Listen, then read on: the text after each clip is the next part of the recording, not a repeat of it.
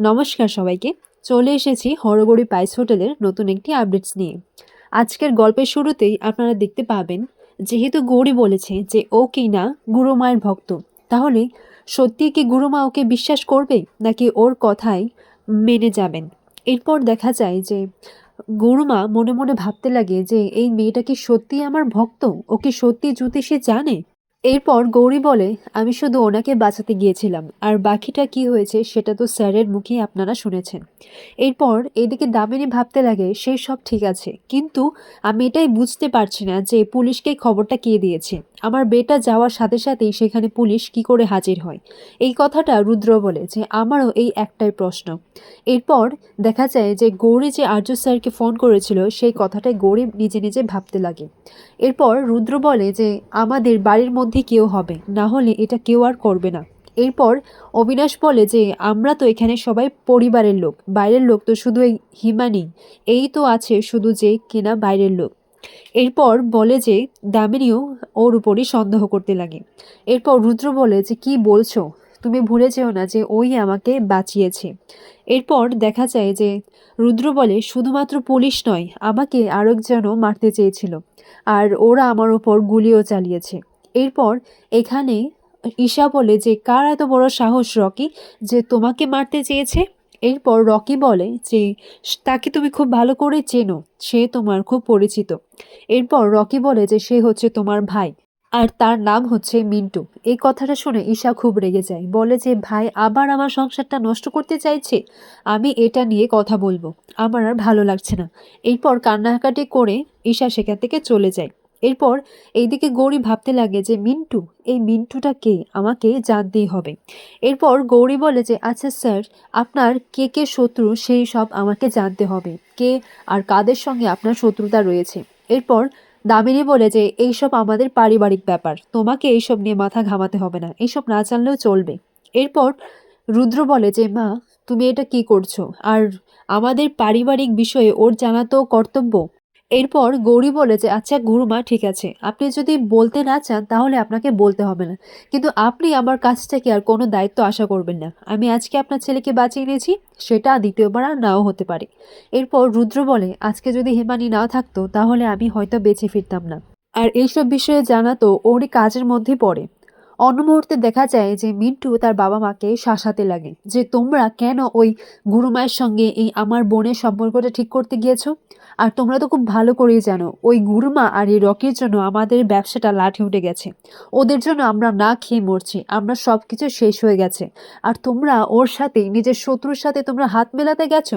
আমি থাকতে এটা কিছুতেই সম্ভব হতে দেব না, আমি ওদেরকে শেষ করে দেব।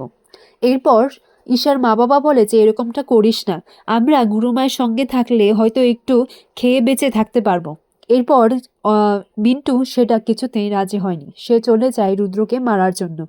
এইদিকে দামিনী বলে যে ঈশার বাবা ওনার সব সম্পত্তি আশ্রমের নামে দান করে দিতে চান, আর উনি ওনার বাকি জীবনটা আমার পায়েই কাটাতে চান, আমার সেবা করতে চাই। আর সেটা তার ছেলে মিন্টু কিছুতেই রাজি হচ্ছে না, আর এই নিয়ে আমাদের সাথে শত্রুতামি করছে। এই কথাটা শুনে গৌরী খুবই খুশি হয়। গৌরী বলে যে বাহ, এটা তো বেশ সুযোগ। মনে মনে বলতে লাগে যে তাহলে এই মিন্টুকে কাজে লাগিয়ে রুদ্রর আর ও ঈশার বিয়েটা আটকাতে পারবো। রুদ্র আমার, আর আমি আমার রুদ্রকে অন্য কারো হতে দেব না।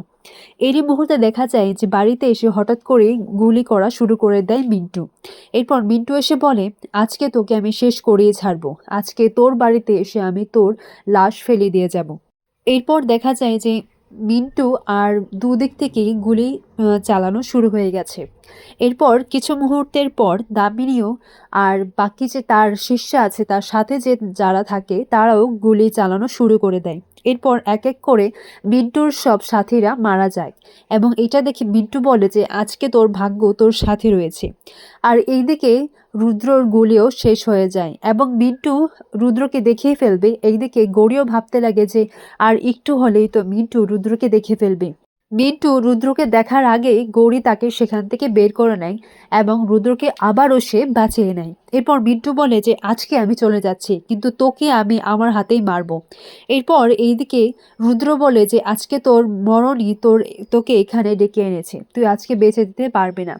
এরপর মিন্টু তার সাথীদের মারা যাওয়ার কারণে সে সেখান থেকে পালিয়ে যায়। এইদিকে গুরুমা ভাবতে লাগে যে মিন্টুর এত বড় সাহস কি করে হয়, ও কোথা থেকে পেল এত বড় আস্পর্ধা, আমার বাড়িতে এসে গুলি চালিয়ে দিল।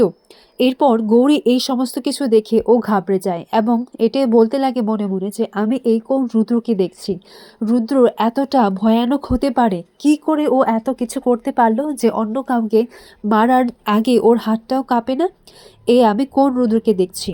এরপর দামিনী বলে যে এই লাশগুলো বাগানে গিয়ে পুঁতে আসো, কাল সকালে আমি এদের উপর ফুল গাছের চারা লাগিয়ে দেব, ভালো ফলন হবে। এরপর দামিনী রুদ্রকে বলে যে বেটা, আজকে তোমার উপর দিয়ে অনেক দখল গেছে, যাও একটু রেস্ট নেবে। তারা সবাই সেখান থেকে চলে যায়। এরপর সেখানে প্রভাকর জেঠু আসে এবং গৌরী জেঠুকে দেখে বলে, জেঠু তুমি দেখলে একটু আগে কি হলো, এত কিছু হয়ে গেল, এটা কি করে সম্ভব, আমার রুদ্র এতটা বদলে গেল কি করে। এরপর প্রভাকর জেঠু বলে, দেখ মা, আমি এজন্যই তোকে বলেছিলাম, তুই দেখলি তো নিজের চোখের সামনেই ওরা কতটা ভয়ঙ্কর হতে পারে, ওরা আরো ভয়ঙ্কর, সেজন্য আমি বলছি তোকে, তুই এখান থেকে পালিয়ে যা, তুই এখান থেকে পালিয়ে যা, ওরা তোকে ছাড়বে না। এরপর গৌরী বলে যে তুমি কি করে বলছো আমি এখান থেকে পালিয়ে যাব, আর আমি এতদিন বাদে জানতে পারলাম আমার রুদ্র বেঁচে আছে। এই দেখো, আমি কতদিন বাদে রুদ্রের নামে আমার স্মৃতিতে সিঁদুর পড়লাম, আর আমি রুদ্রকে এরকম একটা পাপের জায়গা থেকে মুক্ত না করে চলে যাব। আমি যে করে হোক রুদ্রকে এখান থেকে বার করব, আর তার আগে আমাকে আর্য স্যারের সঙ্গে কথা বলতে হবে। আচ্ছা জেঠু, তুমি কি আমার জন্য একটা কাজ করতে পারবে?